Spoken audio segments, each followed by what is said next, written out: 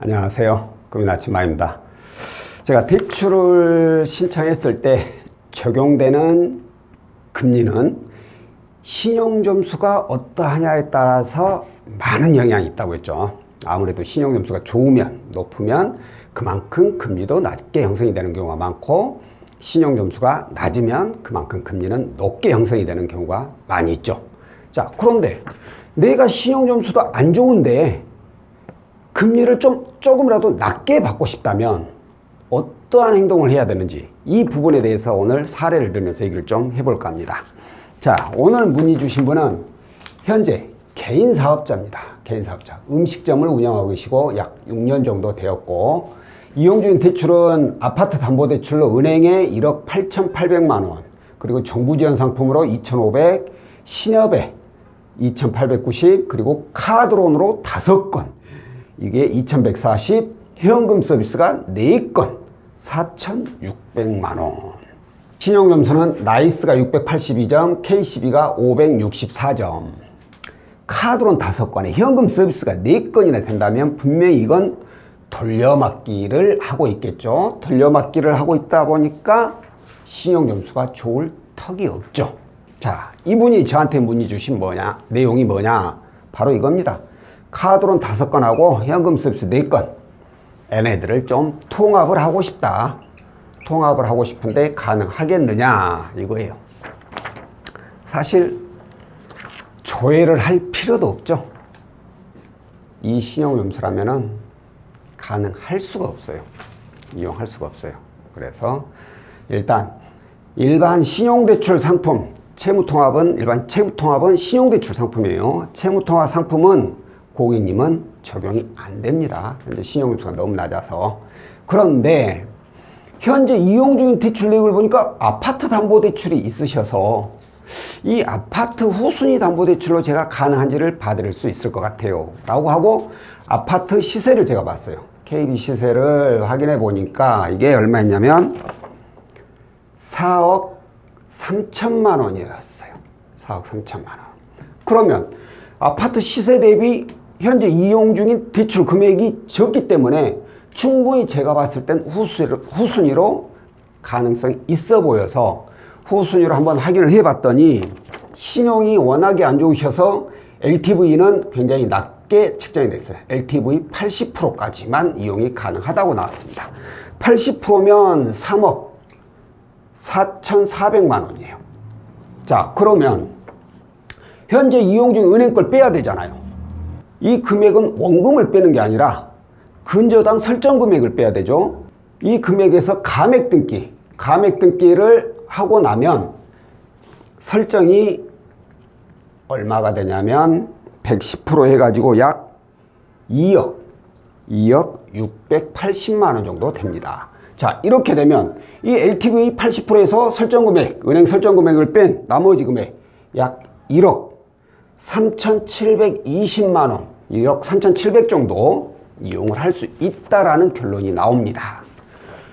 카드론하고 현금 서비스 이게 6,000, 6,700, 뭐 넉넉 잡고 7,000 가는 금액이 1억 이상이니까 충분히 이걸 통합을 할 수 있는 금액이 나오죠. 그래서 이분도 아파트 이 개인 사업자금 용도로 아파트 후순위 담보대출로 가조를 했더니 다행히 80% 해가지고 1억 3천까지 이용이 가능하다고 나왔어요. 그런데 적용된 금리가 12.4%가 적용이 되었습니다. 엄청 높죠. 채무자분도 이 금리를 보고 깜짝 놀라시더라고.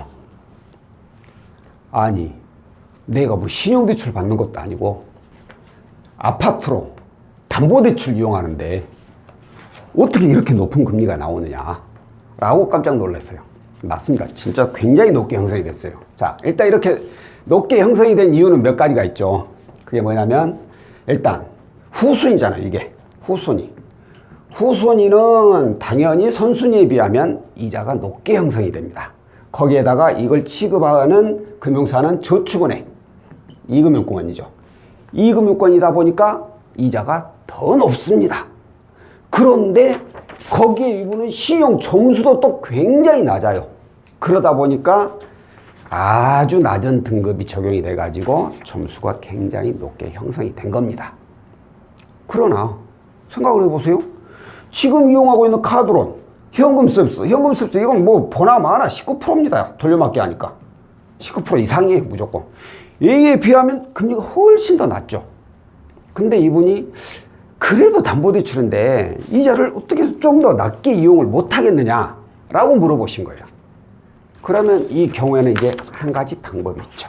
이게 제가 처음에 말씀드린 이자를 낮출 수 있는 방법입니다. 근데 이건 적용되는 대상자가 얼마나 될지 이 부분은 제가 잘 모르겠네요. 자, 이건 어떻게 해야 되냐.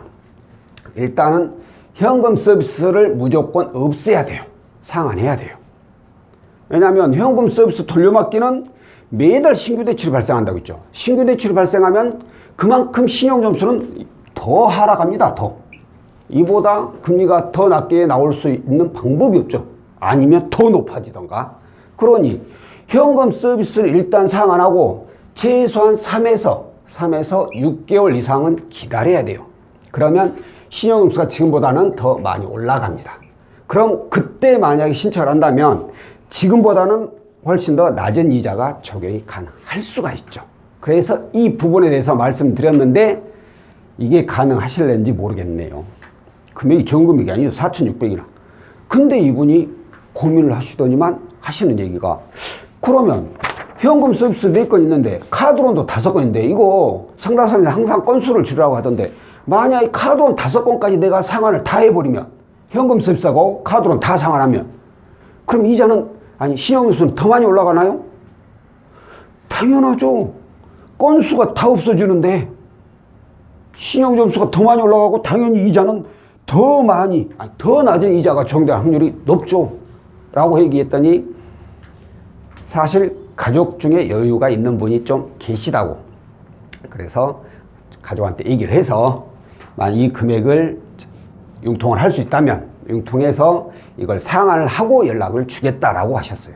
자, 그러면 제가 여기에 덧붙일 얘기가 하나 더 있죠. 뭐냐?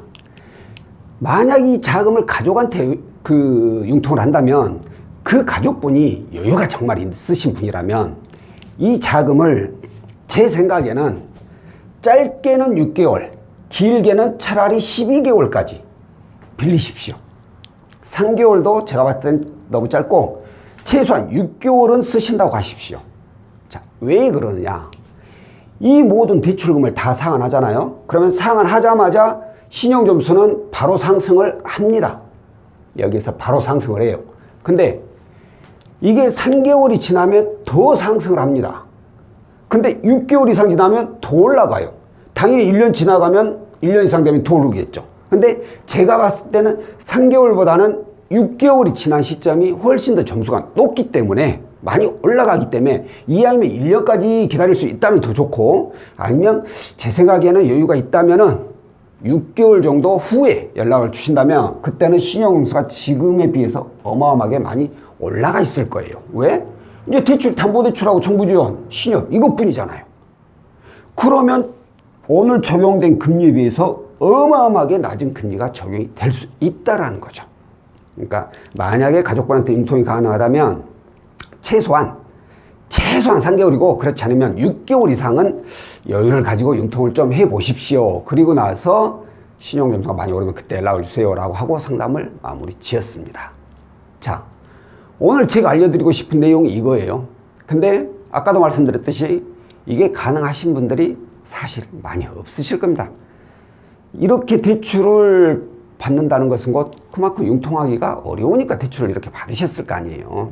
그러니까 혹시라도 주변에서 가족이나 뭐 주변에서 융통하실 수 있는 분들은 기존에 있는 대출금을 상환을 하고 아무리 짧아도 3개월 이상 그렇지 않으면 6개월에서 1년 이상 지나고 나면은 신용점수가 많이 올라가니까 그때 대출을 신청한다면 현재 적용된 이자보다 훨씬 더 낮은 이자를 이용할 수 있다라는 거고요.